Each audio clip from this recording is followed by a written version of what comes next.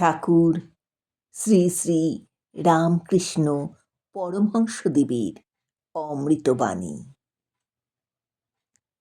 ঠাকুর শ্রী শ্রী রামকৃষ্ণ পরমহংসদেব পৃথিবীর বুকে রেখে গেছেন তাঁর আদর্শ। আমাদের বলে গেছেন সংসারে থেকেও ঈশ্বর সাধনার পথ। শিখিয়েছেন মানুষকে ভালোবেসে কিভাবে ভগবানকে পাওয়া যায়। তাঁর উপদেশ আমাদের মনকে শান্ত করে, চলার পথে আলো দেখায়। যত মত তত পথ, এই সর্বধর্মের সার কথাটি এত সহজ করে কেউ কোনো দিনও বলেননি। কোনো ধর্মের প্রতি বিরূপ মনোভাব পোষণ না করে সকল ধর্মকেই সমদৃষ্টিতে দেখার পথপ্রদর্শক ছিলেন তিনি। নিজ ধর্মকে সংকীর্ণ গণ্ডিতে সীমাবদ্ধ না রেখে আধ্যাত্মবাদ ও মানবতাবাদের সমন্বয় ঘটিয়ে ফেলাই ছিল শ্রী শ্রী রামকৃষ্ণ পরমহংসদেবের আদর্শ। দুই রকম আমি আছে, একটা পাকা আমি আর একটা কাঁচা। আমার বাড়ি, আমার ঘর, আমার ছেলে, এগুলো কাঁচা আমি। আর পাকা আমি হচ্ছে আমি তাঁর দাস, আমি তাঁর সন্তান, আর আমি সেই নিত্য মুক্ত জ্ঞান স্বরূপ। আমি বোধ থাকলে তুমি বোধও থাকবে।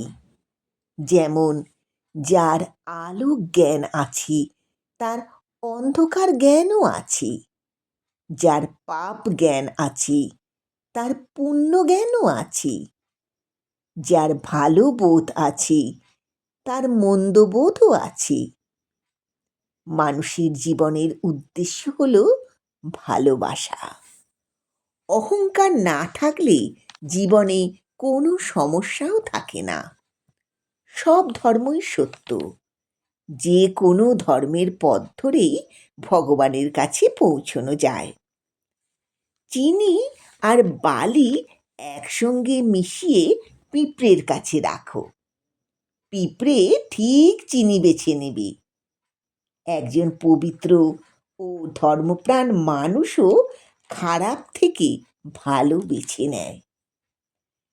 ঈশ্বরের চরণে নিজেকে সমর্পিত না করলে মানুষের জীবনে কোনো কিছুই থাকে না।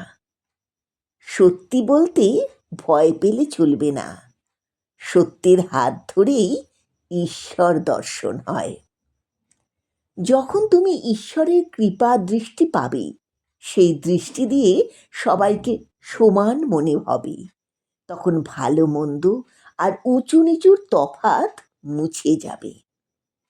যতক্ষণ তোমার সঙ্গে বাসনা, ততক্ষণই ভাবনা, আর এই ভাবনাই হলো তোমার দুঃখ, কষ্ট, মোহ মায়ার কারণ।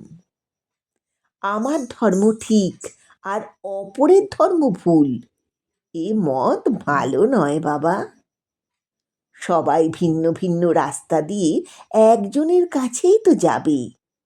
তাই যে নামেই তাকে ডাকো না কেন, তাকে মন প্রাণ দিয়ে ভালোবাসো। তোমার ধর্ম আমার ধর্ম বলে লড়াই করে কি লাভ, যখন তোমার আমার সবার গন্তব্যই সেই একজনেরই কাছে। জীবনে শান্তি পেতে মনের ময়লাগুলো ধুয়ে ফেলতে হবে যে বাবা। মনে যতক্ষণ কাম, ক্রোধ, লোভের বাস, সেখানেই সর্বনাশ। ঈশ্বর সর্বত্র বিরাজমান, তবে তার বহিঃপ্রকাশ মানুষের মধ্যে সর্বাধিক। তাই মানুষকে ঈশ্বর হিসেবে সেবা করো। তোমার জীবনের লক্ষ্য শুধুই অর্থ উপার্জন নয়, তোমার জীবনের প্রকৃত উদ্দেশ্য পরমেশ্বর সেবা ও মনের শান্তি লাভ। যে ব্যক্তি কোনো স্বার্থ ছাড়াই অন্যের জন্য কাজ করেন, ঈশ্বর তাহার সর্বদাই মঙ্গল করে থাকেন। যত্র জীব তত্র শিব, অর্থাৎ প্রতিটি জীবের মধ্যেই ভগবানের বাস। তাই জীব সেবাই হল শিব সেবা। যদি ঈশ্বরকে পেতে চাও তবে ঈশ্বরকে প্রেম ও ভক্তির বাঁধনে বাঁধতে শেখো, তবেই তাকে পাবে।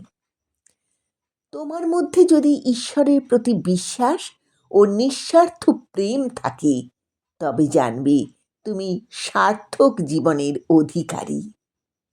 তোমার মনের মধ্যে কখনো লোভ, ক্ষোভ, হিংসা পুষে রেখো না, কারণ মন হলো মন্দির। সেখানে শুধুই থাকবে ঈশ্বরেরই নাম, ভক্তি, প্রেম। যদি তুমি মনের মধ্যে অহংকারের কালো মেঘ পুষে রাখো, স্বয়ং ঈশ্বরও আলোর পথ দেখাতে পারবে না। দেখবে বৃষ্টির জল কোনোদিন উঁচু জায়গায় দাঁড়ায় না, নিচু জায়গায় চলে আসে। ঠিক একইভাবে আত্ম অভিমানের চূড় মনে কখনোই শান্তি বিরাজ করতে পারে না। যে মানুষ কামিনী কাঞ্চনের মোহে আচ্ছন্ন, সে আর যাই হোক না কেন ঈশ্বর প্রেম ও পরম আনন্দ থেকে চিরবঞ্চিত। জীবনে একটু হলেও সাধু সৎসঙ্গ করো, তবেই ঠিক পথে চলতে পারবে।